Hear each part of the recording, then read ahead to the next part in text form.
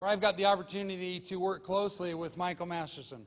And the experience of having him go through and review and critique and give feedback on this copy that I'm writing has been one of the most incredible experiences of my life, because it's not just the stuff that he brings back, it's the process of watching him talk through and think through and communicate what needs to change and why it needs to change and why it becomes so powerful. So, you can't come up yet, I didn't. Oh, yeah, he's not coming up yet. Okay. He's a tech guy right now. This is not John Ford. This is a tech guy. So, and hey, by the way, John, nice to see you show up this morning. I thought you'd ditch us and like head to the pool with the kids, and I was tempted to go too, by the way. So this morning you'll have the opportunity to listen to Michael Masterson and John Ford. The amazing thing about these two guys is they have written copy that has sold millions and hundreds of millions of dollars. John has traveled all the way from France with his wife and 2 children to be here with us. Do you think John had better things to do this weekend? Well, there might be an arguable case that he did, but see, he obviously decided that this was one of the best things that he could do, is come down here from France, bring his family, spend time with you guys, and share with you copywriting secrets that will really get you to the next level. Let me tell you, one of the things that fires me up so much about this conference and why I'm so impressed with Michael and John and copywriters like these guys, and that is this. Without confidence, you will never take the first steps forward. You have to have some kind of a gut level sense that you can do it, so you step out and move forward. You've got to have the confidence. What you're getting instilled in you right now, above and beyond all the techniques that Michael and John will share with you this morning, you're getting a sense of confidence. You're in the presence of some of the greatest writers of our day. Do you understand that? These guys write stuff and money flows to companies like water down a massive mountain. It just gushes out. And I want you to understand that being in their presence, being here and listening to them, gives you the opportunity to learn secrets and to gain insights and to have valuable knowledge that other people in this room that are outside of this room simply do not have. One of the most powerful things for me when I started approaching companies and pitching my stuff and trying to get myself out there and as a paid copywriter was that I knew AWAI had delivered the goods to me. Although I didn't have a perfect grasp on copywriting, I knew the information that they had given me, the patterns and the insights, were extremely powerful because they had been proven time and time and time again. That infused confidence into everything that I did. You will gain that same confidence as you sit in this room and listen to Michael and John. You will pick that up. You will begin to sense it. When you sit back in days and weeks and months to come, you'll remember these kind of conversations, these presentations, and you'll go, oh yeah, this is what we talked about. And you'll have greater confidence in your writing and in your ability to deal with clients and your ability to move forward. So without any further ado, I want to bring to the stage Mr. Michael Masterson and John Ford.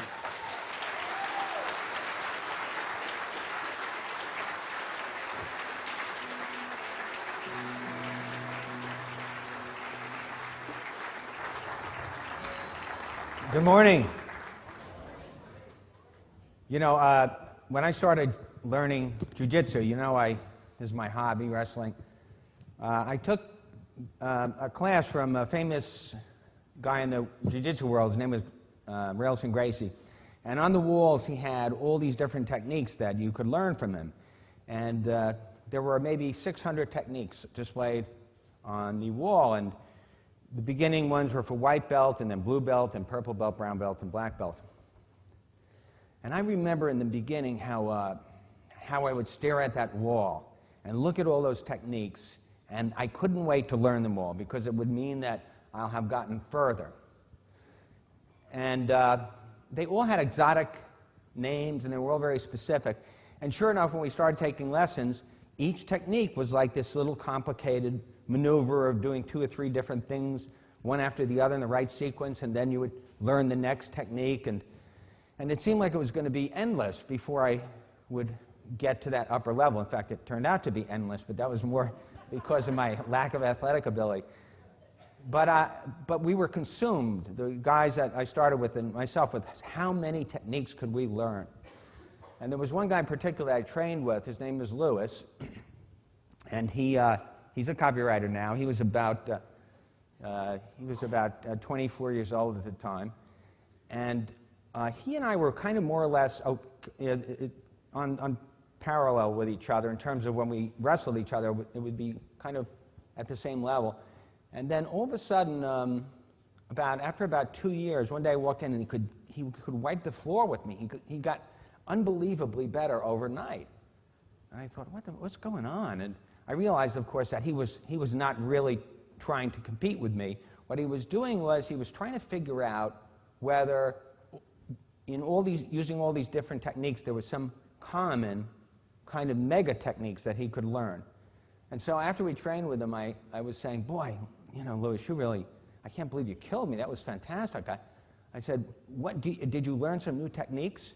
And he said, no, I tell you the truth, Michael. There are really only about 12 techniques in jiu-jitsu. And I said, 12 techniques? What are you talking about? I was up to like 222, and there were 400 to go. It was like he was taking these away from me, 12 techniques. And he goes, yeah, I just realized that there are really only 12, and if you learn the 12, well, you can master jiu-jitsu. And since then, I started to try to understand what he said in jiu-jitsu. I'm going to try to make this presentation entirely on jiu-jitsu. Is that okay? Does anybody mind? That means I've got nothing to say. John and I have developed a thing. If we think either of us are going too far over, we're going to work the word banana into the conversation, and it'll indicate to the other person that we're going over. Maybe I shouldn't have said that at this moment. Anyway, in the past couple of years, my jiu-jitsu has gotten much better. I'm actually, I compete with 25-year-old guys, and I won national for people that are 40 and older. I'm working my way down. But I got better not because I learned 300 or 400 techniques. I got better because I'm good at 3 things, just 3 techniques, fundamental techniques I learned that I got very good at. But I learned to master those techniques. I'm as good as anybody out there in those 3 techniques. And this is true, I think, of a lot of sports and a lot of skill learning. What John and I are going to talk about today. Well, can I just remembered I have one martial arts story. Oh, well, go. It's not a story, it's just a quote from Bruce Lee, which is kind of along the same lines. He said, and I know absolutely nothing about martial arts. Mark was going to try and get us to do some of the techniques to show you, but I thought I'd be too embarrassed. But Bruce Lee said he would rather fight somebody who has practiced one move 1,000 times than 1,000 moves one time. Right. Which I think is the same. This is a focus on one thing that works extremely well. Right. You figure out the one thing that works extremely well. So now, I'm just letting you know that at the stage, if you're at a beginning stage in copywriting, you're going to be just like I was. You're going to love the rules, all the specific rules. Always write in the second person. Never begin, a sentence with however. Or make your headlines. All those things are fine when you're learning the beginning. But what we're going to talk to you now is about a higher level, and whether this you totally. If you're at a higher level already, this is going to be very powerful for you. If you're a beginner, what we're going to tell you is just as important, and you should pay a lot of attention to this because it's going to give you a place to go to accelerate your learning too. We're going to talk about 6 or 7 mega techniques, mega rules that it took John and I a long time to discover.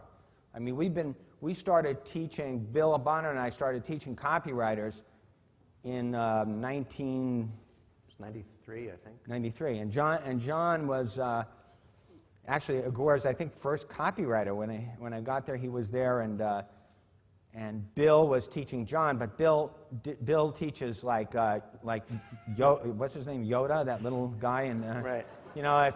John would go to Bill, and he would show Bill his copy, and Bill would look at it, and he'd kind of nod, and then he'd look off into the window, and then John would be sitting there like this, and then he'd look back, and Bill would look up at him like, why are you still here? And John would say, what do you think? And he would look back and he goes, I think I'm hungry.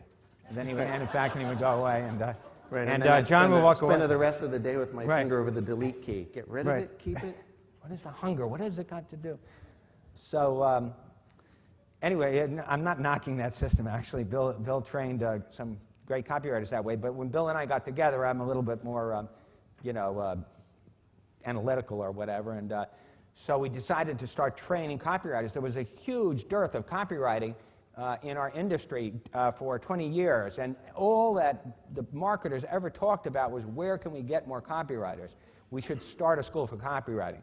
So Bill and I decided to train our own people. It's called Pair of Dimes. It was all kinds of clever fun. Triple entendre. multilingual entendre or something. Yeah, it wasn't nearly as clever as we thought, but anyway. Pod. We went by Pod, right. And we started, Bill and I started by teaching people all these secrets, but we tried to get away from the first level of secret that's fundamentally almost never true. The difference between Bill and John and I and some other copywriting experts is we've actually been marketers. I've been involved in $200 million plus businesses where I saw thousands and thousands of different tests. A copywriter will only see, an individual copywriter expert will only see the results of his tests over and over again. So he becomes an expert at what works for him. But that doesn't mean it works for everybody, if you know what I mean. Within his whole perspective, he's the bit in the equation that skewers things in a way. So for his kind of copy, for his kind of clients, he can say that this rule always works. But for your kind of copy and your kind of clients, it might not. That's, let's say, the first level of rules where there are very specific rules, always write in the second person. Well, it's not always true. A blank envelope will always beat an envelope with copy on it. Those kind of things, they're fun to know, write them down. Later on, you'll find out that they're not always true. The second level is what Bill and I were trying to come up with, which is rules that have principles behind them. Like we had a rule that was called the Hare Krishna rule, which later on we call the Hare Krishna. We were inventing these things. One thing about Bill and I is we never ever read a book on marketing or copywriting, either of us ever. And so we didn't, sometimes I'm known to take credit for things I didn't actually invent.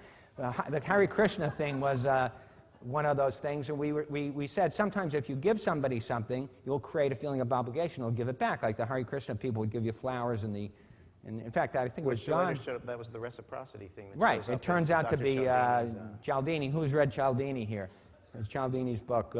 What's it called? Influence, Psychology. Influence, Psychology.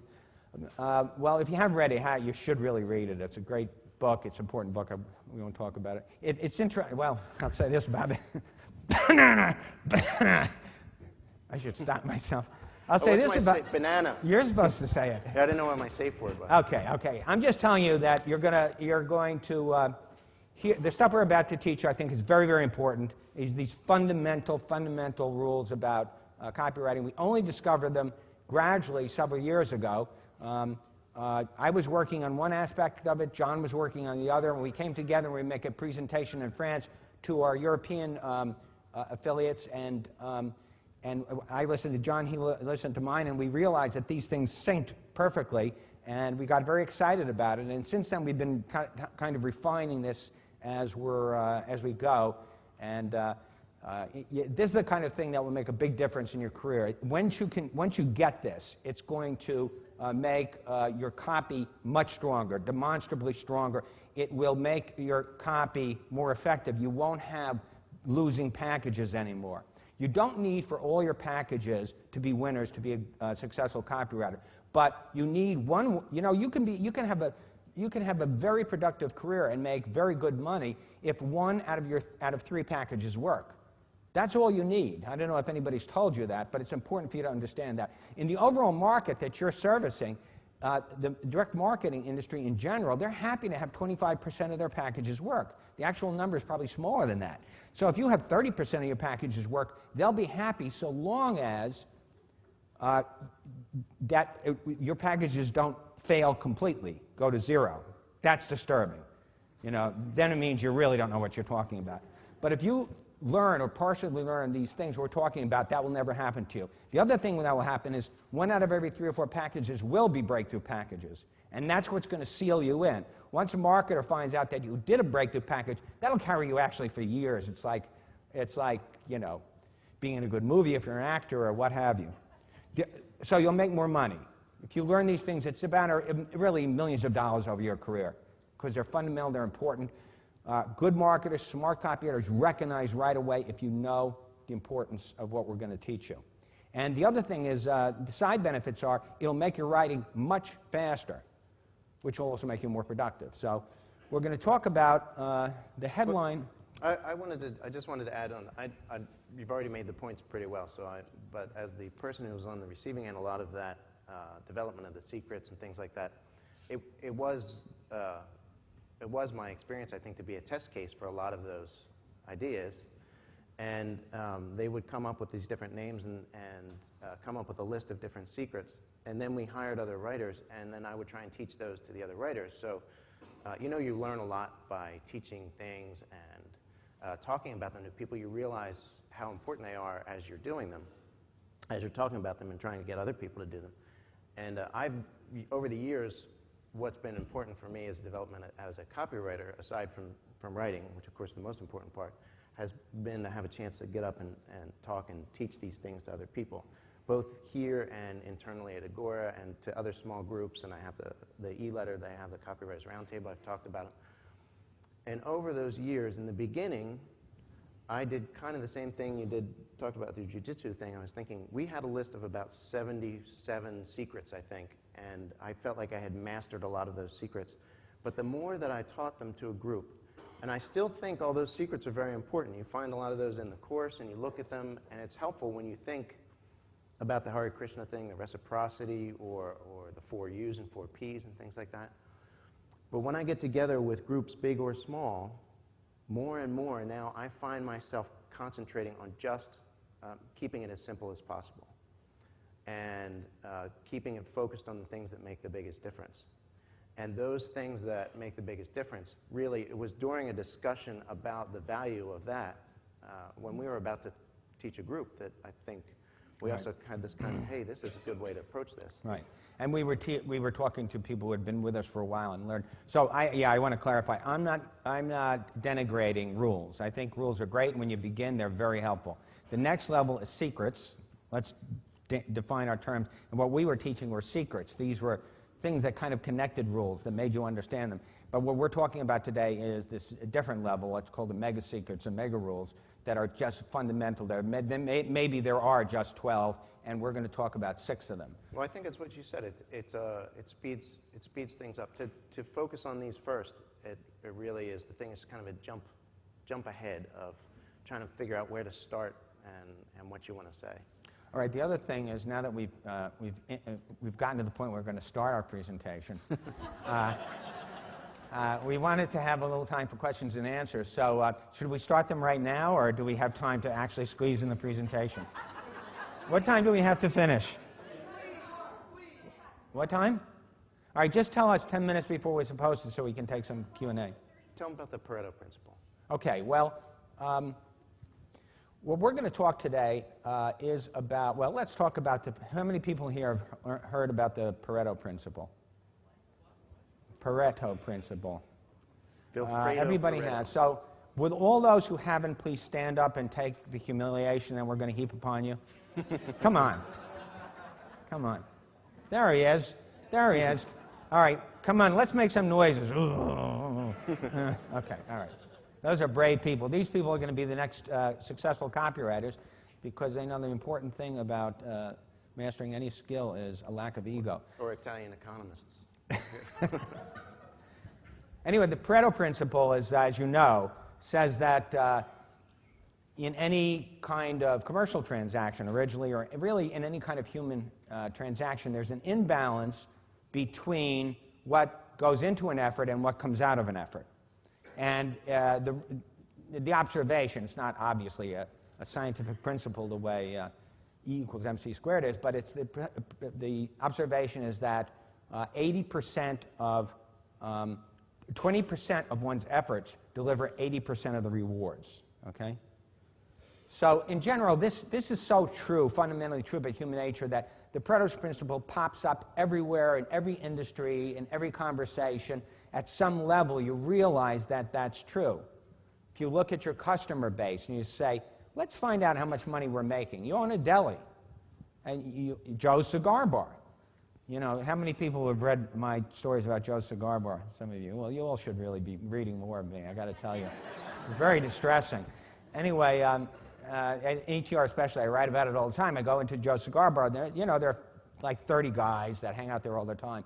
But when I go in there, I'm a whale because I buy, you know, a lot of cigars in there. I spend, you know, easily 10 times more than most of the guys that go in there. And there are, I recognize the other whales kind of walking around. I can see they're the guys that we get a little bit better treatment and this and that. The moment I walk in, my espresso, my bottle of water is there before I even get out of open the front door. And well, Joe understands the Pareto principle. He understands that 20% of his clientele deliver 80% of his profits.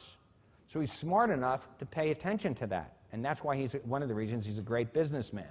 He's actually the last chapter of my book, the Red Book, whatever it's called, Multi-Channel Marketing.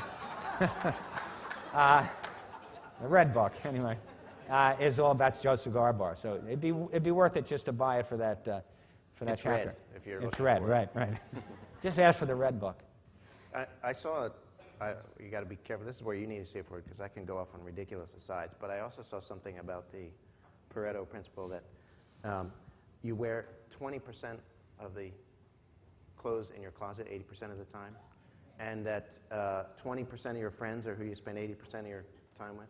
And like Mark's jiu-jitsu story, I used to tend bar just out of college, and 80% of the drinks that are ordered are just 20% of what you have mastered, the gin and tonics and things like that. That's true of everything. So now, what we're talking about here is how the Pareto's principle applies to a direct mail package. And the discovery is this, and this took a long time. When I was in the business in the late 70s, early 80s, nobody talked about this before. They talked generally about benefits and features, but nobody really talked about the importance of this. And that, if you take a typical sales package, especially back then, you would divide it into the headline, or the teaser and headline, then what they called the beginning of the package, which they called the lead, and then the bulk of the package, which was called sometimes the body or different terms, and then the conclusion of the package. So there were those 4 or 5 elements. But what I realized after having the advantage of having a $135 million business that was producing so many different tests was that what you could do is you could change. In the old days, you would test one full package against another full package. And then somehow, I don't know whether I did it, somebody else said, you know, why don't we just change the front of it and see? Because we know that sometimes if you change a headline, it'll affect the package. But if we put a new headline in, it doesn't really go with the lead. So let's change the lead too and the headline and see what happens. So what happened was we got astonishingly different response rates by changing the headline and the lead. You know, double, triple, half, quarter, big differences. So I gradually came to the conclusion that the lead is the most important part of the package. The other thing that happened very quickly was I worked with this guy. He was a copy genius. His name was Westwood or something, Westwood. And he was famous. He was brilliant. He wrote all these great ads. And he would come in and he would charge a lot of money for consulting. And you'd give him your copy, all this copy that you prepared, 30, 40 pages of copy that was stacked up this big. And you'd give him the thing like this for him to critique. And he would go like this. He would go, literally in like a minute or two, he said, will work, won't work, will work. And he would never tell anybody why. But he was always so good at it, people were happy to pay him. And I realize now he was just reading the leads because he believed that 80% of the power of a direct mail package is derived from the 20% of the copy that's in the lead. So that's how it applies, 80-20. So what we're talking about today is the lead. And when we say the lead, we're going to include the headline too. So from the beginning of the package to the end of the lead, which is a kind of mysterious thing, just say 300 or 400 words maybe. It may be 500 words. It might be too advanced at this point to say it this way, but when I sit with a smaller group, we talk about it. I say the lead is going to be up to the point of the emotional commitment. So that's the moment that you feel like you're going to start. You made all your claims and you've gotten the person hooked into reading it, and now you're going to start proving what you claimed. But here's the thing. the reader isn't going to wait for you to get your job done. He's opening up that package, he's opening up his email, and he's only going to give you so much time. Initially, he's going to give you a few seconds to look at the headline. If the headline is compelling, he's going to give you a certain amount of time depending on what he's looking at. And generally speaking, it's something like 300 or 400 words. If you've got a really strong, if everything that you're doing is really strong, of course he'll keep going. That's the whole idea. So it's something that we do, all of us do as readers, the moment we open something up, especially if we have any idea that it might be advertising. So that's important to remember. You have to get all the work done that John was talking about within a given amount of space. You can't just, if it's this long, they're not going to get to it because it's too diluted. So that's the concept of the lead. So I used to try to explain to people, it's that, you know, you can't define it exactly. It depends on you know, if you look at a book, if you give a book a log, people will go further for a lead. A maglog, they'll read it differently. But to make it easy, just think of 300 or 400 words, okay? What you can do in the first 300 or 400 words. That's critical. So what we're saying today is that there's a whole different skill level. We've discovered things about writing strong leads that we think are fundamental and will change, you know, the way you write and the power of your writing enormously. And we're going to teach you them today, okay? And if you do that, then you're learning the thing that creates 80% of your success, okay? I've been flashing these guys up. We're already on. I just put these on here just to underscore it. So we okay, so as I said in the very beginning, nobody talked about the leads in the early 80s. Nobody thought they were important. But since we started promoting the idea, now pretty much everybody accepts that the lead is very important. And I mean, so if you imagine you're sitting down with a client and you're having those first couple of conversations where you know that you're going to be working on the project, or maybe this also could be valid when you're trying to pitch a project that you're working on. What is the conversation that you're having with that person when you sit down? There are all kinds of things, of course, floating around that you're going to talk about. Their testimonials and proof and their track record and the offer that they're going to have, and those things are all important. But when you sit down and have the most important conversation, the brainstorming one that you're going to take away, you're going to go home and you're going to write up your first draft of what the idea is, what you're really talking about is the lead. You're talking about what kind of headline you're going to have and what you're going to focus on in that beginning. So what's going to happen in those 400, 300 words. So let's see. So okay, so these are the great things that we're going to teach you. These are you're actually going to learn 1, 2, 3, plus 6, 9 of the 12 greatest secrets ever discovered about copywriting. No matter what any other copywriting guru tells you. In fact, don't even bring this up with them because they'll just be, if they say it's not true, they'll be deceiving you for their own selfish benefit. Well, this is actually, in a way, this is I mean, I know this is one of these things that's been developing since 1993, but I think maybe like a meeting of the minds or whatever realized when we were going to talk about this and how it was going to work was a little over a year ago at a smaller seminar, and we were discussing things that work well. And we're almost recreating this conversation here because this is what we talked about during that moment. Is where we got the idea for the book that we're working on, and a few of these other things. And just in the years since, I've had this conversation over and over again with other copywriters, and it really is astounding because it's all about clarifying and streamlining and simplifying and isolating that idea that's going to be in those few words. It's very true. This is really going to accelerate your career. I had the same experience last summer. I was in London working with some of our London copywriters. We have a whole new group of them here. I want to welcome them. There they are. Take a look at them. They're all very good-looking people. They speak with British accents. Don't be. I told them that some of you are still resentful for the fact that they brought over the customary rule, the miles and stuff like that. They gave us that, and then they went back to the metric system and stuck us with them. But there's some lingering resentment about things like that they've done. But all right, so we have the first discovery. I just wanted to say, when I was over there, I had some people that I was being told were going to have to be fired because their writing skills weren't up to par. And I just focused on this stuff that John and I were working on, just the things we're telling you today. And I'm telling you, it was astonishing. In 6 weeks, their writing was so much better.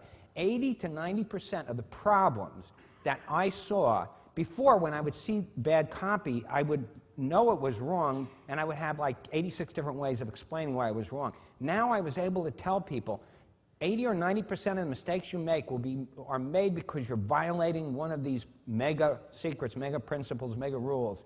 And the first one is the power of one. And this, by the way, I only discovered for myself when I started writing ETR.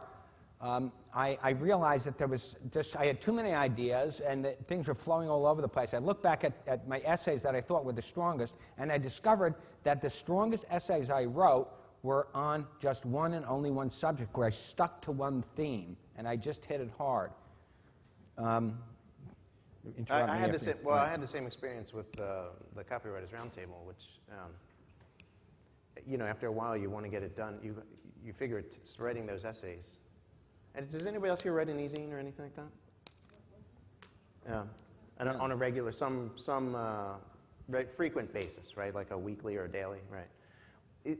It's funny how when you sit down to write, people think you're never going to have enough ideas.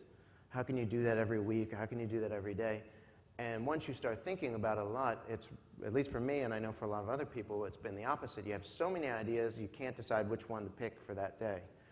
And I can sit down, I try and do them on the weekend, I can sit down and do them in about an hour and a half, unless I haven't really figured out what it is that I want to say, and I try and jam a lot of ideas in.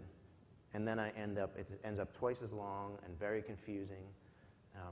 This actually, for me, when you mentioned this last year, this is probably the one that I have tried to focus on the most, because I love to bring in lots of ideas, and I find them all irresistible. But yeah, it's really true. Spending that it's the little number extra one time mistake. focusing on the one. Right. Yeah. It's the number one mistake that amateur writers make, is putting in.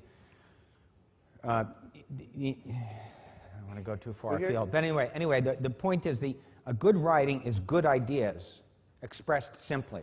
You can write that down.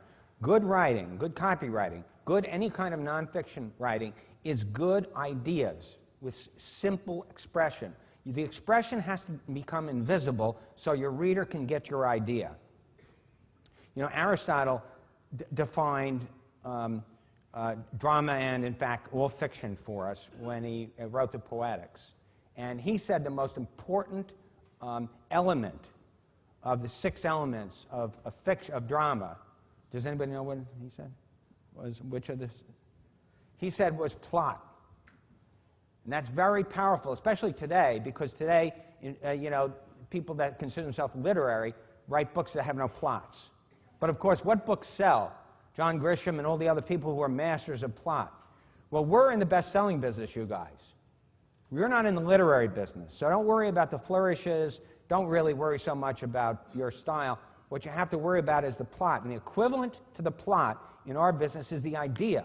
What's the core idea that I'm presenting here? What's the most exciting thought to put in the reader's head right now, and go with that. Stick with that. Pick the strongest one and stick with that, and that's the power of one. We could go on forever with this, but... You remember that when we were talking about, this, I had just proposed a book idea that I put on the pile of book ideas to do some other time. But 10-second summaries, where you would take the best-selling nonfiction books and summarize them in 10 seconds for business executives, 100 of the 10-second summaries. And we started naming some of those books, and every one of them is you know, some of these are 300-page, 400-page books. They're all focused on one idea.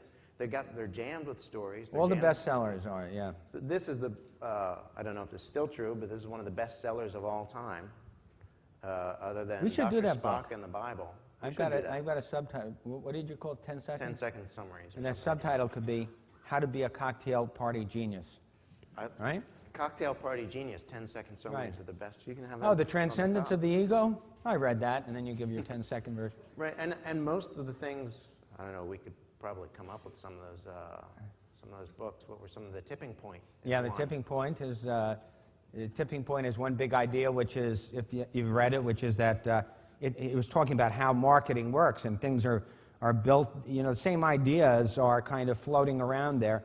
And it's based on a chemistry, you know, a lab experiment where you fill a little glass with water until the water is actually over the edge of the glass, and then you keep putting drops of water in, and it kind of stays together on top. But then that one extra drop creates a cascade of water over the side of the glass. And he made the point that that's how ideas work in the marketplace, that they start in a very remote area, but then they get closer and closer where people are thinking about the same thing, and it's not that the idea is brand new. His point was it's the articulation of the idea, that extra new drop. So what you need to do is always be close to ideas that your readers are thinking about. What keeps them up at night? This is what Bob King of Phillips, he made that phrase famous. What's keeping your readers up at night? What are they worried about? What are they dreaming about at night? And figure out where that is, and then start to articulate ideas around that. But when it comes down to writing a copy, when it comes down to making a presentation, you'll have 6 or 8 or 10 ideas. You can't do the salad bowl approach. The tossed salad approach won't work. You've got to pick one and go with it. So after we had the conversation about the Power of One, I went and of course, I stole that as one of the ideas for an issue of the Copywriters Roundtable in the following week, and I went through and I found Victor Schwab's list of 100 greatest headlines, and just went very quickly through to see how many of them addressed one idea versus many ideas. And there were, it seems like too even a number, but 90 of them were single idea headlines, and 10 of them were not single idea headlines. And the ones that were not single idea headlines still focused around one core idea. And along terms of the book thing, that 7 Habits of Highly Effective People, is that book about 7, or is it about habits of highly effective people? Yeah, that's what it's about. And it's that thread runs all the way through it. Okay, so it's that thread thing that we're looking for. This is an example. This just happened to come in at a timely moment. This is from, gee, I hope I'm remembering his name, on Bernstein. There's a guy online who has an info marketing blog, and I think if you type in info marketing and Leonard, you should go. What is it? Lawrence Bernstein.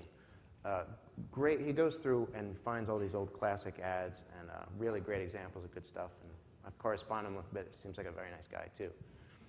This is one that he had up there where he was trying to show what happens when you try and jam too much into a headline. Now, I apologize if this is somebody's promotional package up here, but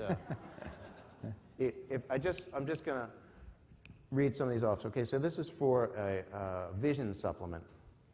Your eyes are the windows to the world. Okay, so we've got windows to the world. Astonishing European breakthrough, you can have eyes like a lynx. Now, I don't know how many people even know what a lynx is, but... and then the guy, the copywriter, must have realized that, so he paraphrased it underneath to explain whose keen night and day vision surpassed that of an eagle. Okay, so now we've got lynxes and eagles. Could you think of anything more devastating than going blind? Well, I was starting to feel good and natural about being an animal or whatever. So, but good vision comes from good nutrition. And then it says thousands of grateful customers swear by it. So we've got the customers. Are you ready to beat the poor vision bullet, and so on and so on. That's a lot of stuff. And some good stuff too. It's not Any bad. one of them might have been a strong ad, but this ad almost certainly wasn't. In isolation, it might have been, but this is so much that the person is just going blind reading it. So, this one is by Gene Schwartz. This copy's too fine. This is back when they used to do. I guess people's vision was better, so they could see 8-point type. But there's a space ad for a book on the Bates method, which is exercises for your eyes, and this is by Gene Schwartz. This one was hugely successful, and this one is about what? Your eyes can heal themselves, and that's it. That's the one thing he focuses on, and when you can see the original, the copy underneath does the same thing. So you compare the two, and you can see even visually, just sort of standing back, which one is the one that's going to draw you in. This is a more modern version that somebody had done for another eye supplement. that did extremely well for who mailed it. I can't remember what the numbers were, but I think millions of dollars in sales. So if you didn't believe us, you can believe Albert Einstein. So if you do have a good idea, the great thing about the Power of One, it's such a powerful concept. You know, it's worked for me. It works. I tell you, I'm still working with writers, and this is copywriters, editorial writers, creative writers. It just, it's the thing that people violate the most, and it makes the copy the worst. There's too many ideas conflicting with each other. And the reason I think that this happens is because the writer lacks confidence. Somebody just mentioned that. Joshua mentioned today about confidence. It's a very important part of becoming a master at something. You have to have confidence. Now, confidence, I'm not one of these people that believes if you look in the mirror, you go, I'm confident, I'm confident, I'm confident. You're going to do anything but make your spouse feel like you're an idiot. But I do think that, you know, confidence comes from experience. If you have the experience, if you can do a few things really well, then you will become confident. And this is very, very powerful. Just focusing on one idea. If you've got a bunch of ideas, you don't know which one is the best, you're going to write that tossed salad thing that you saw, and the reader's going to look at it, and he's not going to know where to go with it. And each of these different headlines, remember, some of them were fear headlines, some of them were hope headlines, some of them were, you know, other kind of emotionally evocative headlines. Not bad necessarily, but in combination neutralizes the customer. You don't want your customer neutralized. You don't want him impressed with you. All you want him to be doing is having a thought that charges his emotions. And you've got to figure out, of all the different angles that I'm coming up with, what's the one thing that is the strongest? And the thing that's the strongest is the thing that stirs in you the most when you're thinking about the reader. This is very, very powerful. As soon as you start doing it, you'll see it's still the number one thing that I do for myself and I do for the writers. In fact, when writers write to me now, give me stuff, they're mandated on the top, above what they write, to say, what's your main idea? Because I will not read this unless I see that they figured out what their main idea is. And instead of giving me an idea, if they give me like a topic, my idea is the effect of the market decline, the dollar decline on the stock market. Well, that's not an idea. Send it back. I don't have to read it. Well, my idea is that the dollar's crash is going to affect the stock market. That's not an interesting idea. Send it back. Get me a good idea. That's how important it is. I mean, literally, that's how I work with people now, because I realized it was such a big problem. People didn't know how to identify an exciting idea, and yet their bodies were trained to know what an exciting idea is. We get excited by certain ideas. I'm trying to get you excited about this idea of the Power of One, and if we've done that, it's going to make a big difference in your life. I think if it helps, just process-wise, you're sitting down to write something, and I mentioned before, I feel like a strong attachment to the ideas as they come out, that goes away as I start working on one in exclusion of the others. But I think it's helpful to open 2 Word documents on your screen. Take the extra stuff, the links and the eagle and all the other things, and put it in the other one, or open several documents and save them, and just title it Future Lead Number 1, Future Lead Number 2, or something like that, and set them aside. Pick a couple of them that you feel like you actually might be onto something but can't decide between the two. Then you've got to find somebody. It might be somebody like Michael, but if you don't have access to somebody like Michael or a group of other professional copywriters, it can be a group of people. Can be your wife, your friends, your husband, and say, okay, I'm just going to show you some of these, and just which one grabs you. And because you're writing to real people, see how they react. And then just choose that one and start focusing on it and develop it. If it's not a good idea, you'll feel it. It'll die. Yeah. It'll peter out. That's a very good idea. I actually do that myself. I mentioned last night. I keep my stuff in a hopper because John's point, you will be attached to your ideas. You have to recognize that. And remember, I said success is becoming detached, is getting your ego out of the way. But your ego, which is, you know, the ego is attachment kind of love, you know, and your ego will like all your ideas. So you're not going to kill them, as Herschel said. You don't have to actually abort them. what you do is you incubate them. You go, all right, we're gonna put you over here. And that's what I actually do. I know it's not really ready to come out in the world, so I go, I'm going to put it in this file, and I'll get back to it later. And that makes you feel okay about then focusing on your big idea. That's a good practical tip. Well, we got to move on. This is the next big. We're going to tie these all together in a minute, but this next big discovery John brought to me at that meeting. He'd been reading Gene Schwartz and some other people, and this is a big revelation for me. Well, the Gene Schwartz book that he's referring to is Breakthrough Advertising. Who's read Breakthrough Advertising? Okay, that's a good number of people. It's been out of print for a while, and I think they brought it back into print. Somebody brought it back into print and was selling it for several $100s, but I think you can get it now for less. I'm not sure. I think AWA sells it, don't they? ETR does. Oh, ETR sells it. Well, that was an accidental plug. I get nothing for. Of course, if you want to float something my way. But it is a great advertising book, and you can read tons and tons of advertising books, which I don't recommend. But there are a few that I think are on a must-read list, and that's one of them. Because Gene Schwartz does a little bit more than just talk. This is actually what Michael was talking about in the beginning.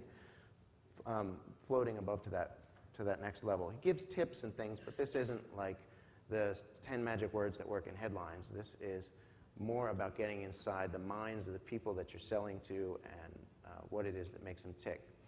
So he talked about how customers come in at different types. So there would be people that you are selling to, and you know, I was thinking this the other day, actually, Michael, I was going to tell you, and I didn't get a chance to. I went through the stuff that we're working on. We're kind of walking slowly through this book that we're working on. We've just both been very busy this year. And I was reading through it just to remember some of the things I wanted to say, and I ended up rewriting the beginning of one of my chapters because I realized I had jammed in too many ideas that were not necessary, and that as I was doing it, I forget why I was saying this. As I was doing what I came to the conclusion was, this was the chapter where we started talking about awareness and indirectness, was that people say to you when you start, know your customer, which is, of course, is a good thing to do. And that's how you figure out what they might be interested in, et cetera. But the question that's maybe a little bit more advanced as an inversion of that is, what does your customer know about you? So that how aware are they of what it is that you offer? Because you're going to approach people differently depending on how well they know you. You wouldn't walk up to somebody that has been your friend for 20 years and say, hi, how you doing? My name is John Ford. You know, I like Parcheesi and shuffleboard and jiu-jitsu in the afternoons or something. You wouldn't do that. They'd think you were a freak. You would start speaking to them in a certain way, which is like, hey, how have you been? You know, how's your mom doing, or something like that. And likewise, somebody who doesn't know you at all, you wouldn't walk up and be so familiar. You would talk to them in a different way. So Gene, in his book, runs through this as far as awareness from knowing the product and the people who are selling it out to where the people don't know anything about you at all. He has 5 different levels. For us, we just realized that there are the people that know us very well, or people don't know us very well at all, and it changes the way that we write to them. So, all right, just to be clear, when we say us, John is talking about us in terms of context. You're going to be writing for your clients.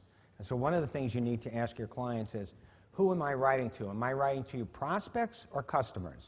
If you're writing to your clients' customers, chances are they already know a certain amount about the company. They know, they recognize the name. They may know something about its products. You've got to find out how much do they know. How many times have they bought before? If you're writing to a group of 20%, that VIP group, then they know a lot about the business. So when you write to them, they'll already know the names of some of the products. They'll know the reason why, the benefits that you provide. They'll understand the unique selling proposition. So you'll be writing in an entirely different way than if they were saying, no, this is for prospects, for new people. And then you're going to say, well, do the new people know you? If you're writing for the computer industry and you're Microsoft, well, yes, they know your brand, they know of your reputation. You have to find out how much they know or they don't know. But if you're writing for a newsletter that just started last year, nobody's going to know anything about you or your company or so on. So understanding that level of awareness, the customer's awareness of the product and the product provider is very important. You've got to figure that out from the beginning so you can know how to talk. And what Gene Schwartz discovered, as John points out, is there's a relationship between how direct, how much they know, and what you should write. Actually, I don't know whether it's Gene or that you figured out the connection between that and direct. We were talking about the yeah. awareness, and then I think you were talking about directness. Yeah. That's Bill Bonner's thing, is direct and indirect. Yeah. Do we know? Are we talking about that, or are we going to? And we will. Well, we're actually we realized that the lead types that we've identified fit along this scale of directness and indirectness, and they generally seem to work. Certain leads generally seem to work better to one kind of audience, and certain leads tend to work better to another, and then shades in between. Okay, are we about to show them the slide with those leads? Yes. Before we do that, I'm going to just introduce the concept of leads very quickly. One of the things that happened about 3 years ago is that I was thinking about what packages work and what packages don't. I was kind of looking over them, and I don't know whether I mentioned the Poetics before. It was a very important book in my education. And what Aristotle did in Poetics is he identified the elements that make drama successful. And he said plot was one of them, action was another one, character was another one, a spectacle was another one, and so on. These different little elements. And then he talked about how in comedy versus tragedy, certain elements are more important than others. And if you want to write something, the most important element, he said, was plot, and the least important element was like spectacle, or that's like the scenery, and the Greek stages didn't have much scenery and so on. And anyway, it's something I thought about a lot and over the years, and I guess I had this this little. I decided that I would write the Poetics for direct marketing. Why not? Somebody had to do it, so I figured, why not Michael Masterson? So I said, I'm going to figure out. I bet you there are 6 or 7 core lead types that drive 80% of the success of direct marketing industry-wide. And so I started working on it. I started I made the first presentation like 1 year, and John got excited about it, and he started working with me on it. We started kind of refining the principles. So what we're going to show you now is those 6 different types of leads. If you learn these 6, what these are, and you basically know how to do them, and we'll tell you how to do them afterwards, give you some rules. You combine that with this concept of, we're going to show you right now, where these leads, what kind of packages these leads fit, and then you just focus on one idea. You really have the core of writing well. If you can do that, you're way, way ahead of the rest of the writers out there that are competing. So here is the... Now, we had to haggle quite a bit to figure out where these fall, because it involves a lot of ambiguous thought about what they feel like.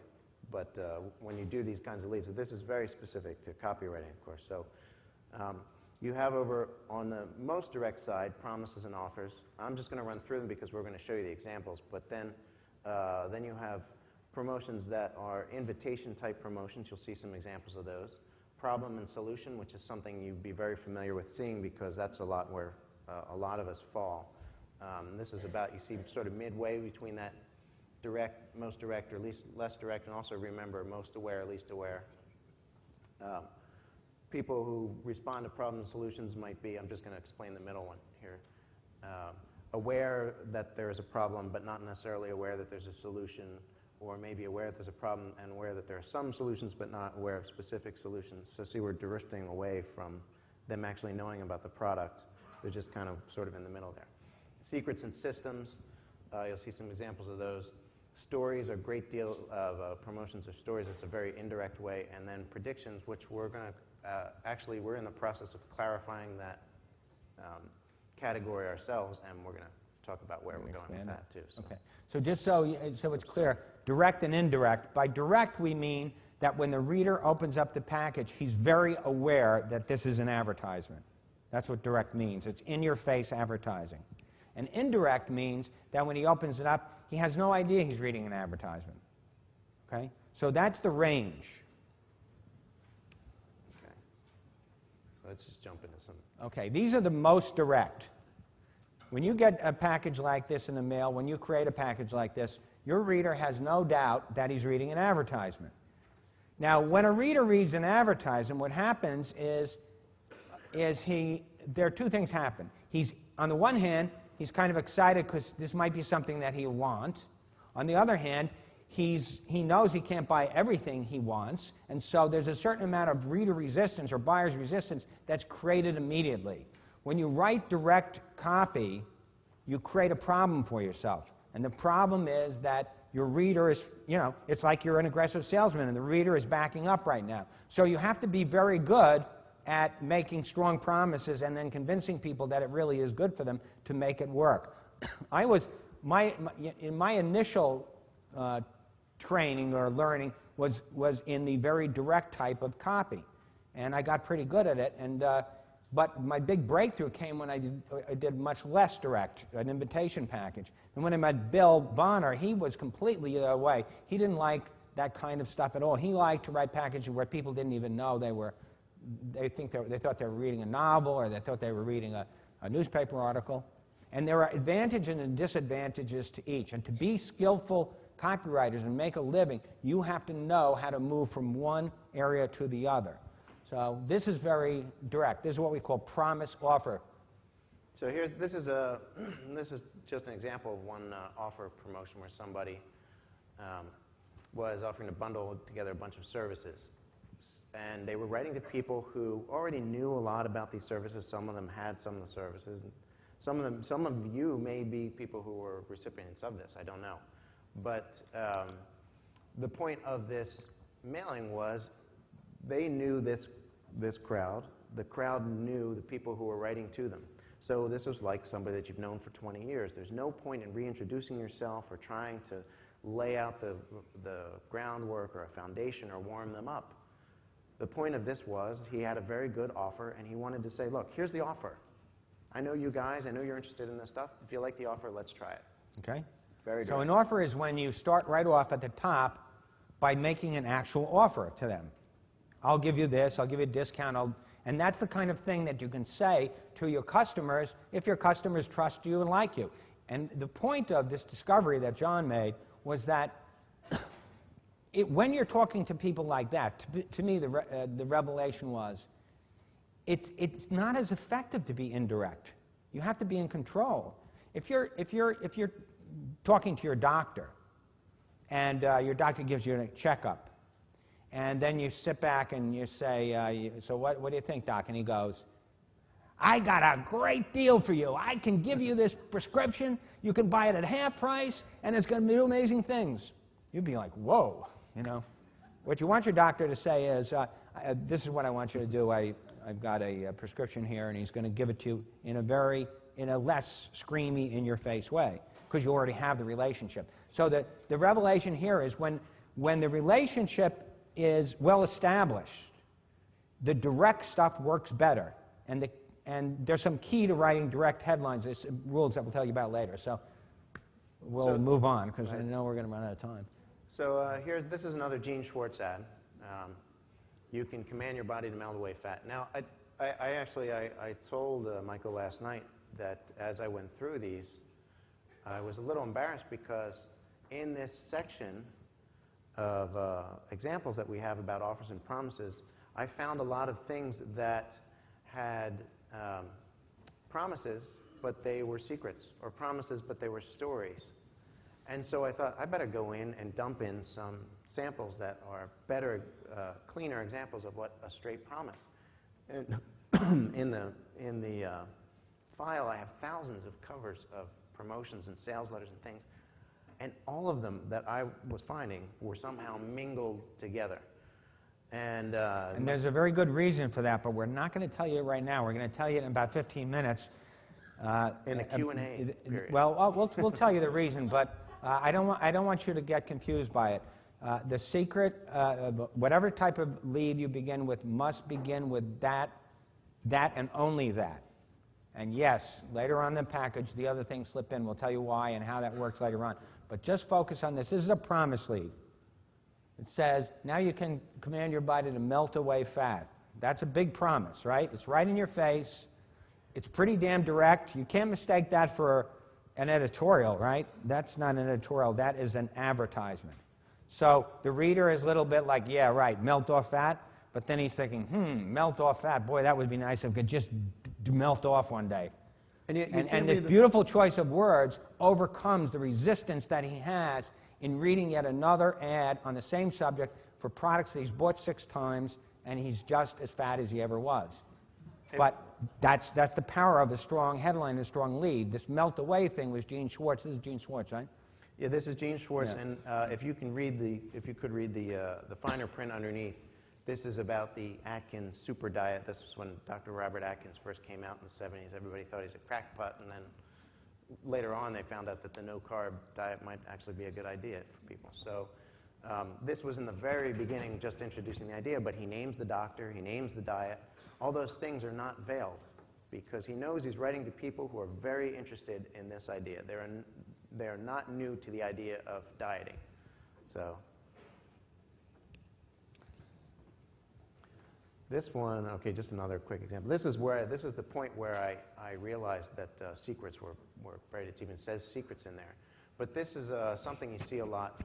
Big promise leads are very common in the health area, because health products people tend to think about all the time. Health is something that's central to all of us. And people who read health magazines, take nutritional supplements, they tend to be pretty up on things that are going on. So promise leads are very common. This kind is very common for things like somebody says, take vitamin E, and you realize it does 5 or 6 things for you. Or take this supplement, it does many things for you. So that's 1, 2, 3. Do you know anything about this, how this performed, this particular package? I don't. Okay. Well, let me predict. I don't think this worked well. I work with health copy all the time. And if somebody showed me this, I would send it back, and I would say, you violated what rule? The rule of 1. That's why this is a weak headline, and the other one is the other one was a giant bestseller, Burn Fat Off Your Body. He focused on the one strongest thing. He came up with a great word. Was it burn or no? It was melt. Melt, great word, great verb, and he made it work. This copywriter is more timid. He's got too many ideas. He's afraid, so he's throwing everything in the top. To me, this is an example of what you shouldn't do. I'm not saying, I had to ask John, because sometimes things work despite common sense. But just as an example, if somebody was going through and trying to strengthen something like this, they would find out maybe first of all, what it is that the product could do extremely well, but also what it is that the people that they're writing to are most concerned with. Are they people who are most concerned with losing weight? Are they most concerned with getting in shape? Are they most concerned with a better sex life or male anti-aging? This is actually, you're right, this is kind of like the better vision example. Yeah, you can even see, if you look at this very quickly, how it's not working. There are so many, like an image, everybody wants to lose weight. They want to be more muscular, and they want to be more, except for Herschel, apparently. He doesn't need to be more sexually potent. But they're all slightly different ideas and slightly different emotions around them. And so, the brain-heart connection is going beep, bop, beep. And by the end of it, you're not sure where you're going. Much better, that headline about your eyes, heal your eyesight or whatever it was, with those eyes staring at you. Just one thought, one clear thought, yes, I want it, let's go. That's the problem with this Breaking the Power one. Okay, this is the next category, and this is the next. It's direct, but it's not as direct as in-your-face promise offer. This was a nice promotion. This was for Oxford Club. And actually, I would have run the original invitation that I think, Michael, you did. Of course. You did this one too, didn't you? I don't know if I did this one No, too, maybe but not this one. but they were all base imitations. You can see anyway. that I just tried to have the envelope peek out there. It's just a little RSVP envelope thing and a very simple invitation on nice. This is cream paper, and I'm actually about to rip off this promotion a little bit for something that happens to be a product that needs to have an invitation to it. Do you want to talk about this one a little bit? Well, in context of the other one, promise offer package is the most common genre of leads. The most common type of leads. I mean, make a promise, give somebody an offer. Making a promise to people you don't know well, if they're customers, you're making them an offer, okay? So that's category one. This is pretty direct, too. You're inviting somebody to do something. The famous Wall Street Journal, oh no, that wasn't an invitation. There was well, Admiral Byrd is a famous one. There are not that many successful invitation packages, but there are enough great ones that it's a genre all unto itself. And so you're writing to somebody, and you're being very direct about the fact that you're inviting them to participate in something, and probably it's going to cost them money, but the tone, the language is entirely different. You can't use an invitation package. You know, some people tell you that anytime you turn a product into a membership, a subscription to a club or something, it'll lift your response rate by 16%. That's one of those things that's just not true. But it is true that certain products lend themselves to membership recreations, and when they do, invitation packages will work very well. For the Oxford Club, this was a giant bestseller for a dozen years. And business, I mean, basically, this was a newsletter that created a $60 million business that is a $60 million business today, and it's been in the business for, and I sold that product to Bill for $400 grand, if you can believe it. This is the one for the Children's Writing Institute. The writing, the guys are up in New England, I think. We're looking for people who want to write. This headline, we're looking for people who want to write. We're looking for people who want to cook. We're looking for people who can draw snuffy. This is a pretty common thing. But I think the thing I think about when I think about invitations and where they differ from, say, an offer promotion is that, say, if somebody goes out there and makes an offer to somebody, they're telling them what the deal is. This is the bargain we're going to get. We know who you are, and this is what we're going to do for you. The invitations add another part of it, which is to help people find themselves in a category, preferably a category that they aspire to. So this is like being able to get into the club that you can't, not everybody can get into, or having a skill that not everybody has.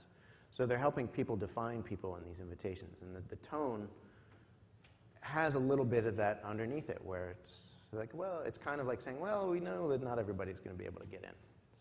Everybody can do that. So problem solution. All right, this is another very common, I would say this is the next most common category, the next biggest category to the promise offer, problem solution, which is you've got a problem, we've got the solution. Do you make these mistakes in English? Very famous ad. You can imagine it running while during a period of time where you watched movies on TV, not movies. You went to the movies and you watched, and everybody spoke in that beautiful Hollywood kind of half British, half whatever, invented language of the 40s and 50s, that beautiful stuff. And you were in Brooklyn or you were in Arkansas, and you didn't speak that way. And so there's this whole consciousness around that there's some kind of elevated form of speaking American English, and then this ad came out. Do you make these mistakes in English? Of course, it struck a chord of fear in everybody, and it became, very, very successful. This was one of the 10 headlines that seemed like it was not just one idea in the Victor Schwab book, but you can see what the problem is. The problem is that idea of not being able to speak in a way that's very respectable, and then, of course, the ad goes on to show you how to not make those mistakes in English.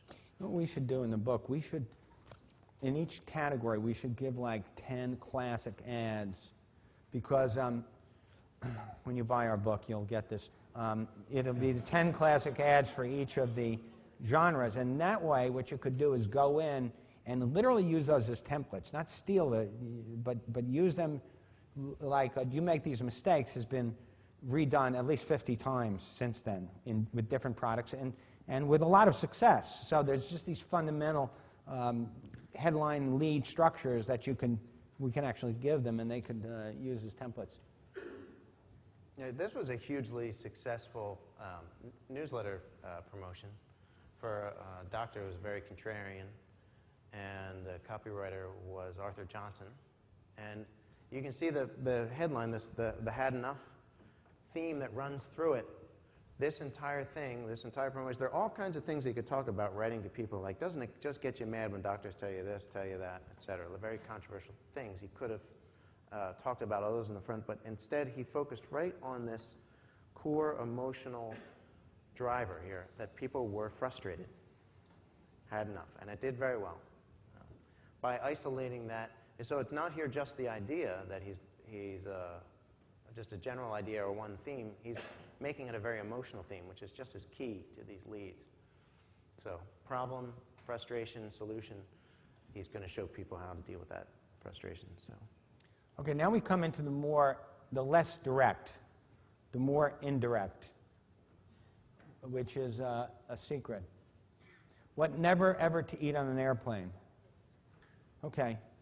Now, it's obviously an ad, but the moment you look at that, at the headline, your attention is, you don't really care about that it's an ad. You just want to find out what never to eat. And you kind of say, okay, I'm gonna read this thing, find out what never to eat, and then I'm going to toss this away.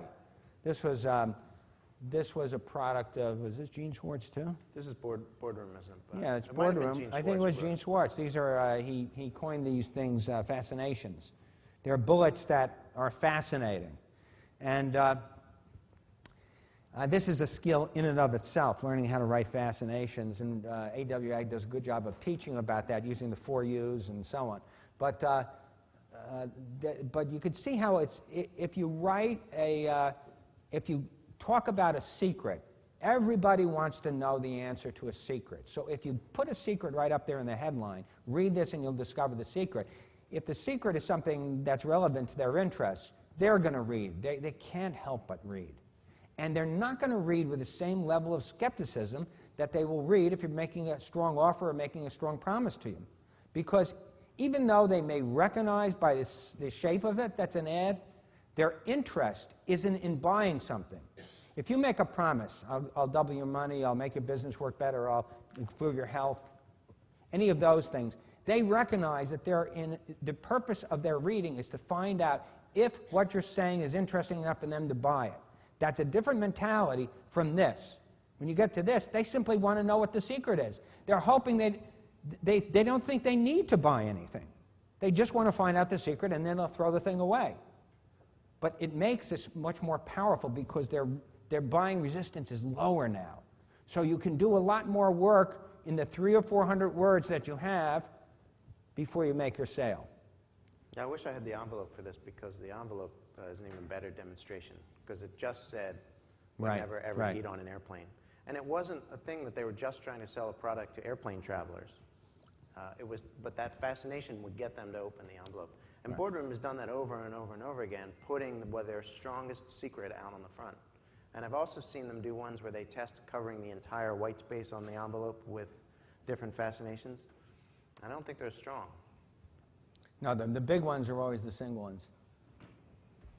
This is another one that did extremely well, where I don't know if Mike is here, copywriter behind this. This is something that's often kicked around as something that we need to look at. But it tells it took one secret that this was a financial newsletter product, that the newsletter covered many different topics, but it took one story, it dug deep, and then went in to talk about this thing, and doesn't reveal what that thing is throughout the entire promotion.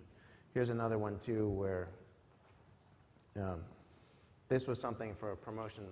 This this was many years ago, where the person picks stocks according to many different parameters for picking the stock, but instead of focusing on the different parts, I guess this could actually be a systems package too. Yeah. Focused on that one secret in the front. So. Okay, stories. There's nothing, everybody wants to know this, a secret, but there's nothing more fundamental in human communication than stories. Long before we had writing, we had a system of communicating important truths to our children by telling them stories. A program for communicating important information for people in different tribes through stories. Stories are so fundamental to us that they touch us at the very deepest level. There is no more powerful way to convey any idea than through a story. I began my presentation by telling you a type of a story about my jiu-jitsu experience, and the reason I did that was because I wanted to engage you indirectly. I wanted you not to think about, well, you know, all right, Mark's going to give us, Michael's going to give us a bunch of rules right now. I wanted you to start thinking about this jiu-jitsu story, because I wanted you to accept the idea that fewer is better than one, that fundamental principles are better than rules before I told you that. And that's the power of a story, that it can let the reader actually experience something emotionally before he comes to the conclusion. So of all the different genres, this is, in my view, the most powerful. It doesn't mean it's the right one to use in every package. It just means it's quite powerful, and it's less direct, maybe even less direct than a secret. The moment you start telling a good story, they want to listen to the story, and they'll go with you. And if the story is told by the end of the lead, and the story creates the emotions that you're looking for, then the reader, without you even saying it, will read the story, and he'll go, you know, that's so true. I really should get some life insurance. And you haven't said a word about it yet. He's just come to that conclusion. So this is the whole concept that we've been making, is you only have 300 or 400 words. You've got to take one of these leads, and you've got to get the work done. We make buying decisions in our heart, mostly. But what we need to do is you need to plant a thought in the head that stimulates a heart response. And we say heart. Heart stands for the limbic brain. The brain has different levels. It has the reptilian brain, which is very primitive, and that is fear-based. Fear can be very powerful. You hear copywriters talk about it all the time. Very, very tough to make a fear-based package work, because you're dealing in a very... Fear makes people run, or it makes them freeze. So you've got to be very careful about that. Most of the activity goes on in the limbic brain, which is where our emotional intelligence is settled. All our decisions are based on that, and that's exactly where they should be, because the upper level, the neocortical brain, is capable of logical thinking and making rational decisions, but none of that stuff really will protect you as a product of your species for very long. It's the inbred stuff that you've gotten from life experience that gives good instincts that really makes us survive. So as salespeople, I know this is a little whatever, but maybe you'll enjoy it, maybe you won't. As salespeople, we've got to hit that limbic brain. In other words, you've got to make the emotional sale first, and then you hit them with the logical sale. And the job of the lead, the copywriter in writing the lead, is to make that emotional sale, close it, nail it down, have the person really want the product before he starts reading why he needs the product, all the rational reasons. So everything that we told you up to now is about that. These are different ways. These are 6 ways to get your reader emotionally charged up before he has time to start thinking about whether this is a good product decision. The rest of the package is just made. That 80% of the rest of the package is just there to convince him, don't worry, you've made the right decision. Let me give you some testimonies, let me give you some proof. I promise you made the right decision. But if he's not ready, by the end of that 300 or 400 words, if he's not feeling, oh yeah, I want this, then the package won't work. That's right. Well, and I'm sure there's somewhere else in the process of the boot camp, there's a lot of focus on proof. And that That's a mistake that it's easy to make even if you've been doing it for a while, but definitely in the beginning, a lot of people think that they need to make proof in order to convince somebody of a point, that they're going to change minds. But good copy is not changing minds. It's showing people that you are like them, that you're in the same arena them, that you feel the same things as them, and that it's okay for them to go through and listen to the rest of what you have to say. And all the rest of what you have to say, all that proof, is just what Michael's just saying. Good copy is not changing minds. It's stimulating emotions, resident emotions. Okay, that's a good definition. Yes, I think Clayton. It's stimulating resident emotion, emotions that are already there. And the deeper the emotion, the stronger the copy will be. So this story, this classic, and I intentionally ran this in the... Does anybody read the Copywriters Roundtable? I ran the ad copy for this in the thing as my article, both because I was traveling, it was a little easier for me, but also because I thought what better way to show you how somebody does it and how it still resonates. It was written in 1926, and he tells this story of walking into a room and sitting down. Everybody's making fun of him because they're sure he can't play, and then he can. And it's amazing. And not only that, he gets halfway through the thing, and instead of switching over to the salesman and saying, okay, well, now I want to tell you how this guy's having to name Jack, how Jack did this, he has Jack go ahead and tell the crowd how he learned to play the piano, and even does another little testimonial story in there. So he's doing the selling before you're out of the story. The story has a way of slipping in under the wire to that emotional place. People want to hear the story. You need emotions to tell a story. They're in there, and they start feeling that way. Very smoothly gets into the sale. There's just one other thing I wanted to add while you're talking about this, too. On this awareness, most aware, least aware, direct, indirect, a lot of what you will write for clients who are writing to the customers that they already have are going to be in that direct area. A lot of the promotions you're going to see are going to be in that direct area. Not so many of them are going to be in the indirect area. If you like writing because you just like writing, I grew up in a writing family. I love writing. I love writing indirect promotions. They're not always the right ones to write. The other thing about them, though, is that they're very hard to write.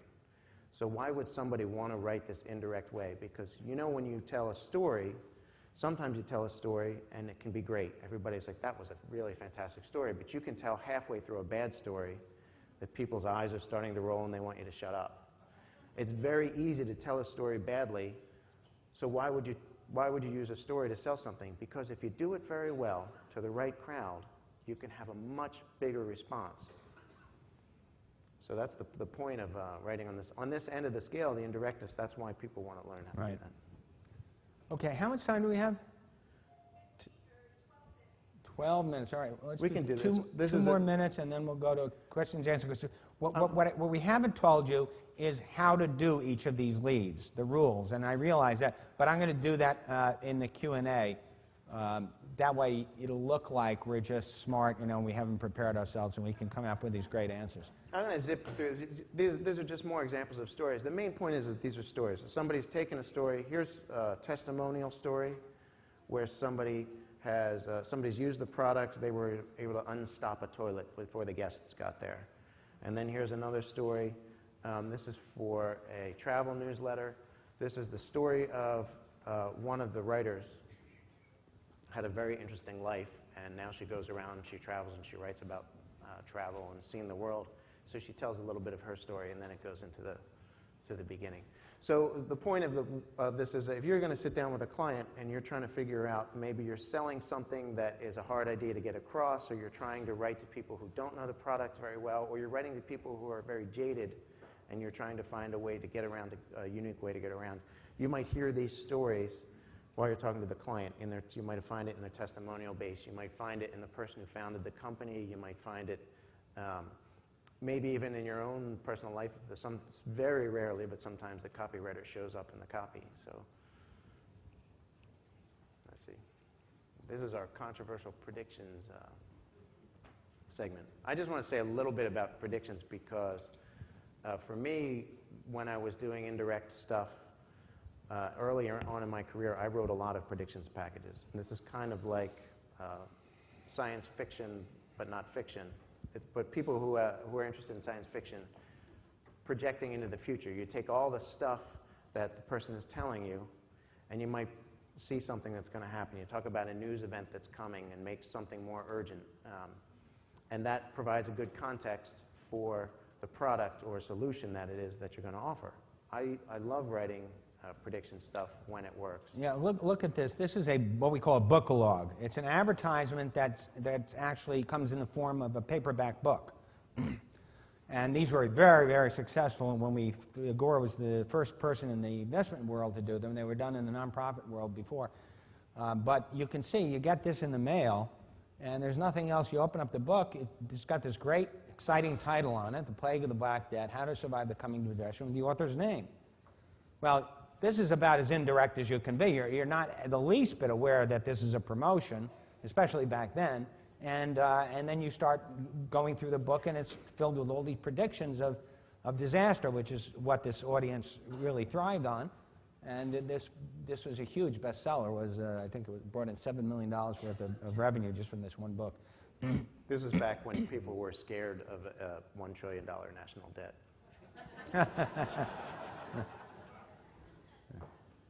Okay, and there are just a couple more. I mean, this is one from Don Mahoney, I believe. The first great event of the 21st century is back in late 90s. And another one was a predictions event for a product that was very difficult to sell because we had an editor who was an economist who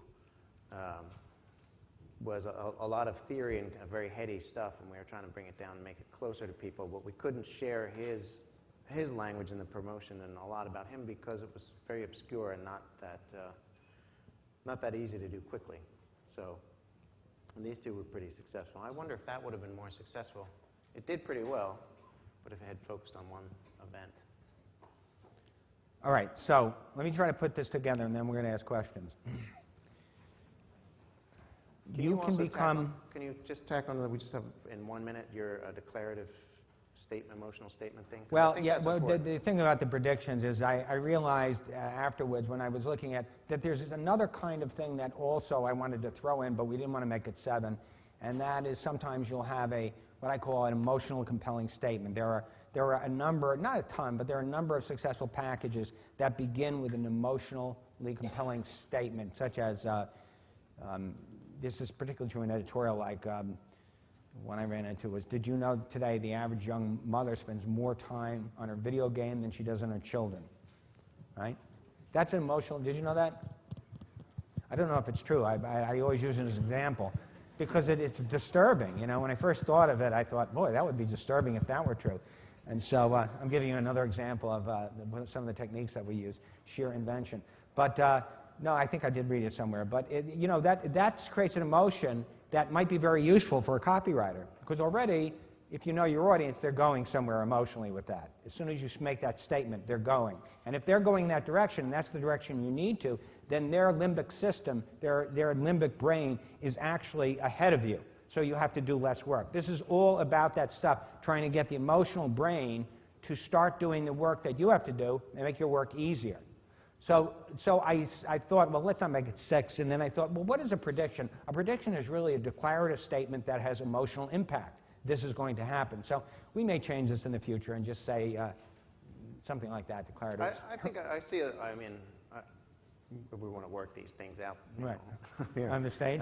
I think I see it as the prediction ones are talking about some grand event that's going to happen in the distant and maybe ambiguous future. But this is the declarative statement is like, this is what it is now, and it leaves the implication of that hanging. Right. You know, so you make that statement about the mothers playing video games or on Facebook or whatever and not paying attention to their kids. So you're saying you want to leave predictions as separate because you've written more successful prediction packages than any other copywriter? I'll write a couple declarative statement ones and see what happens. Okay, so, all right, so now we just told us we had 12 minutes. So here's how this is all going to come together. What you need to do is understand that you have 6 boxes to draw from. These 6 different lead types. It's going to make your life much simpler. Rather than just start with a blank sheet, you're going to say, look, I've got 6 lead types. I have a rule, which is the power of one. I've got to come up with one idea, and then I have a way to figure out whether this idea is the best idea. And the way is to find out about the awareness of the customer to the products and the product and the product maker, to know whether it's direct or indirect. So you find out the rule, you think about direct and indirect, and then you pick one category and you stick with it, that one category. Now, in the remaining minutes, you may have some questions about how to implement these different genres. How do you write a good story lead? How do you write a good secret? Or you have any other questions that relate to our presentation? We actually have 5 real minutes and as many other minutes as they'll give us. So how do we do this? Wait, this lady back there will be. Yeah, before you ask the microphone, wait for a microphone to come. Yeah. I have a quick question about the secret lead. I've seen both, and I don't know what your opinion is on whether you reveal a secret in the promotion, like a teaser, give something away, or you don't do that at all and just drive the person to find the secret in the product. Number 2, I think. I mean, just Yeah. generally keep it hidden. Generally. John is always thoughtful. He gave me the thoughtful answer. Let me give you the definitive answer. What you never, ever do, the number 1 rule of writing a secret lead is do not reveal the secret in the lead. That's for sure. Do not reveal that in that 300 or 400, you better not tell them the secret. If you do, it'll be blown entirely. Were you asking about in the lead or in the entire promotion? The entire package, she was asking. Right. Oh, okay. She was asking about the entire package. Now, yes, you can reveal the secret later on in the package, but what you're going to try to do is keep teasing them for as long as you can. The whole concept of a secret lead is they're engaged. They want to find out the answer, so they'll keep going with you. And instead of, I just did a secret package the other day. I was analyzing. It was very well done. It was for the chapter in the book. That's what it was. And the whole idea is instead of, you keep telling them, let me tell you something else. Let me give you another hint about this secret. And instead of giving them an actual hint that makes it easier for them to guess, you tell them another benefit. Let me tell you another secret.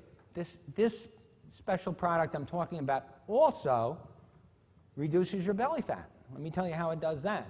And then so on and so forth. So the trick with the secret lead is never tell the secret before they're emotionally sold. And even after they're emotionally sold, tease them for as long as you can with more and more benefits, because then they have to have it. There are plenty of promotions that never tell them the secret. You get the secret when you buy the product. And some that reveal at the end, which is fine. They're so gratified, then you have the reciprocity thing working for you. But never reveal it in the, that's the number 1 mistake you can make when writing a secret. And this is a thing I was saying before. I was a little embarrassed about finding examples of promises, because I found that a lot of the promises had secrets built into them. Especially now, this whole society, more and more products are things that were sold online, and they're information-based products. Information-based products are doing what? They're withholding, selling valuable information, or otherwise known as secrets. So a lot of the secrets-driven promotions don't tell the secrets, not just because it's good copywriting, and it is, but because it's a function of that business. Next question.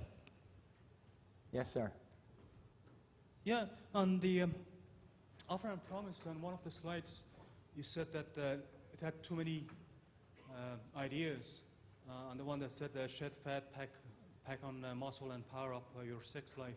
I guess it was directed to a male audience. Right. Underneath it said powerful male anti-aging secret.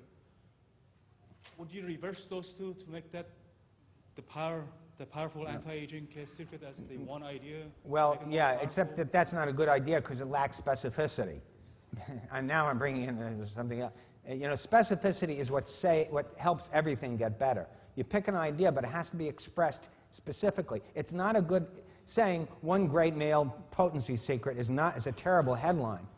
You have to make your headlines very specific so the reader thinks you're talking about one thing in particular, one secret in particular. A package I worked with just the other day was about that there's this huge oil field that's underneath the Eiffel Tower. You know, this is very unique, very specific. That's a key thing with secrets. But part of what I guess that's one point I'm making, is that, remember, in all these cases, you've got to make what your idea very specific. The other thing is that yes, you will see a story lead that leads into a secret and a secret lead that leads into a story. Secrets and stories pop up in all promotions, even if they start as promises or invitations, because those are the two most emotionally compelling ways of communicating, of persuasion, stories and secrets. So even though you may start with an invitation or start with a lead or start with a prediction, you're going to use stories and secrets later on to keep your so don't be confused if a skillful copywriter will use stories and secrets throughout, but the point is what you start with, how you engage them. I just want something that's direct to that. I remember it was probably about 15 years ago in a meeting with Dick Sanders. Remember Dick Sanders? Good copywriter, a great copywriter.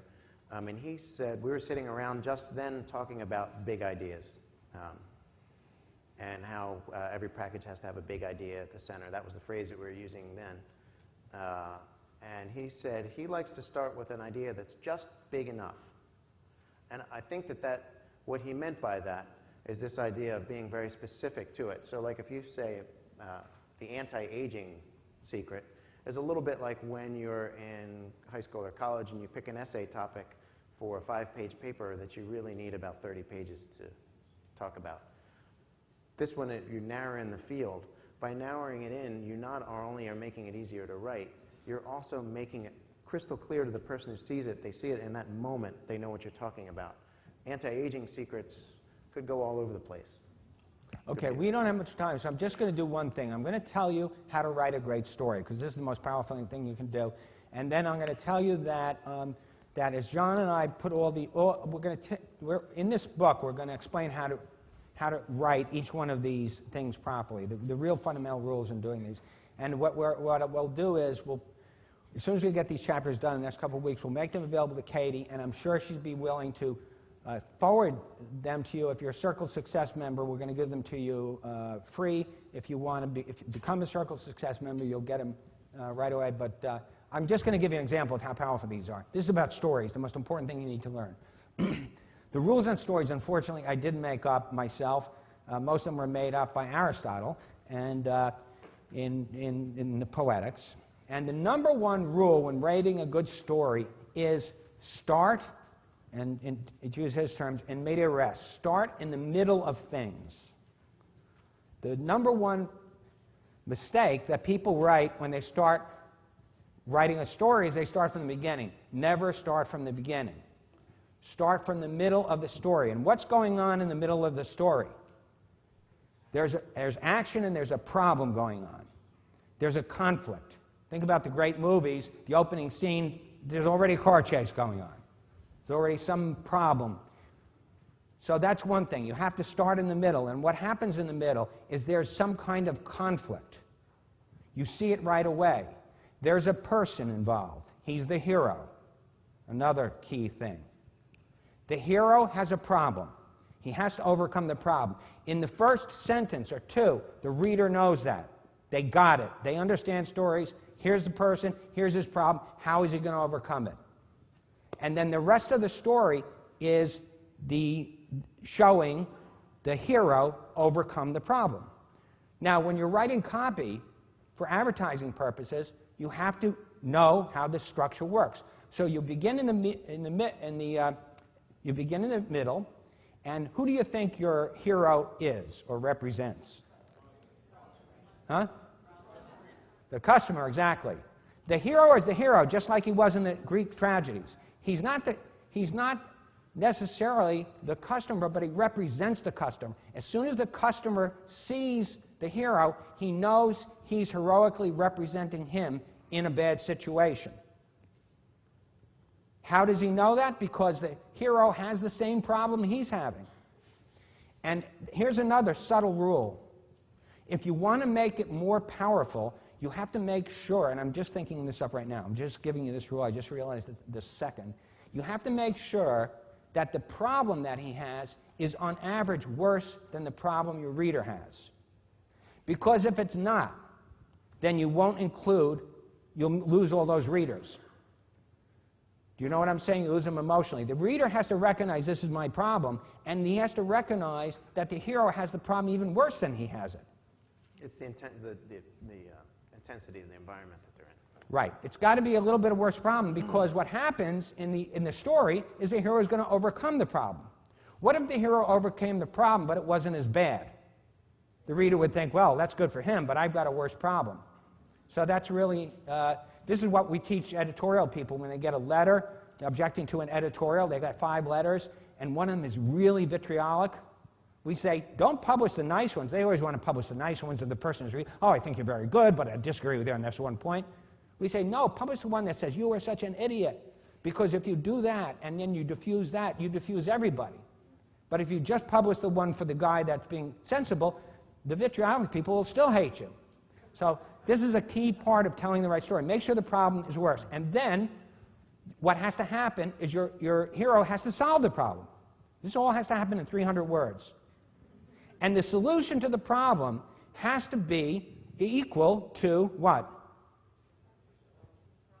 The product, exactly. What he uses, it doesn't have to be, you don't have to name the product, but it's got to be the same basic thing. So you tell the story, it happens, and the reader has this emotional, it's like watching a movie. He's got the same problem, he's engaged in it, he goes through it, and at the end he feels good about the victory. Now he's ready for you to tell him how he can have that same experience. Okay? So you got to be in the middle of things. There has to be a conflict. The conflict has to be the same conflict that the reader has in some fundamental way. It has to be as bad or worse as he has, and then the conflict has to be resolved, and the resolution has to be equivalent to the product. Okay? If you do that, you'll write great stories, whether you're writing novels or whether you're writing stories for advertisements. Those are the fundamental rules that never changed, except the one I've just added. I think Aristotle would be happy with that one, and that's it. So I think that's all the time we have. We'll be around. You guys can grab us if you have other questions. And okay. Thank you.